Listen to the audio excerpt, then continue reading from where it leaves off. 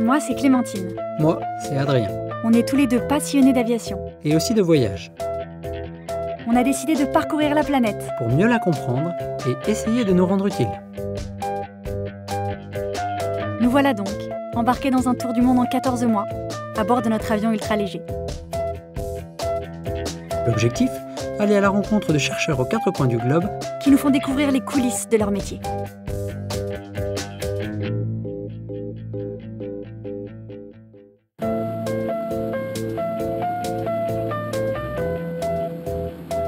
Aujourd'hui, nous nous rendons au nord-ouest de la Jordanie.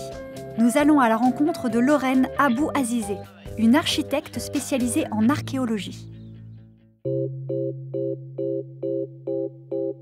Je suis architecte à Amman en Jordanie, à l'Institut français du Proche-Orient, qui est un institut spécialisé dans la recherche en archéologie.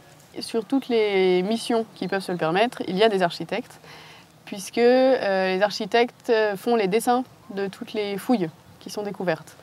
En post-fouille, donc après les missions de terrain, l'architecte peut être amené à faire des restitutions. C'est quand on reconstruit de façon virtuelle, du coup, un bâtiment, un mur, par exemple on trouve 3 pierres, on dit bon bah voilà, celle-là elle est au-dessus de l'autre, donc le mur il devait faire 3 pierres de haut, ou au contraire on pense qu'il faisait beaucoup plus, et puis là il y avait une porte, etc., en tenant compte de tout ce qui a été découvert par les archéologues.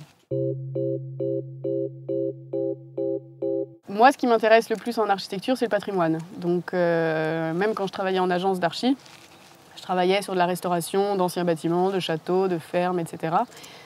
Ce qui est super du coup pour moi en archéologie, c'est que je garde ce côté patrimoine, le côté historique qui est important, et le côté je travaille sur quelque chose qui existe déjà et que d'autres ont construit.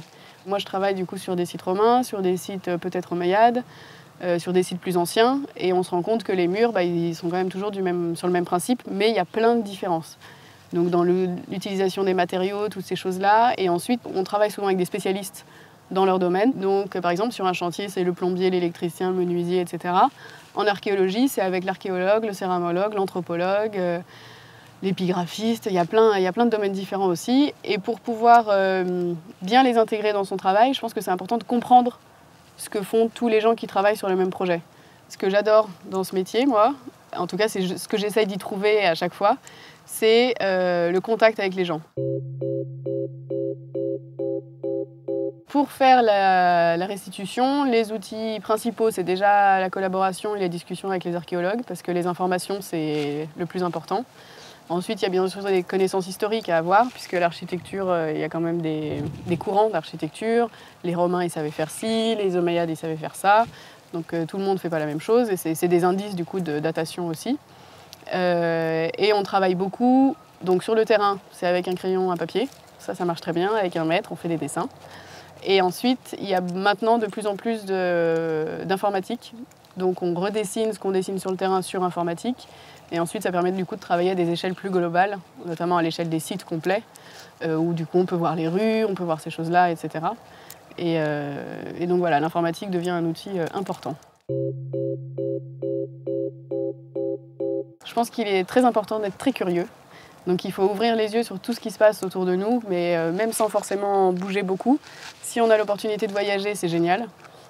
Si on ne l'a pas, déjà chez soi, il y a plein de trucs à voir. Donc ça me paraît fondamental. Et après, pour l'archéologie, il faut être un petit peu persévérant, je pense, parce qu'il n'y a pas beaucoup de boulot quand même pour les architectes, il y a très peu de place. Et il faut aimer voyager du coup parce qu'on est très souvent sur le terrain, donc pas chez soi, dans des pays où on parle souvent pas la langue française. Et du coup, il faut être très adaptable.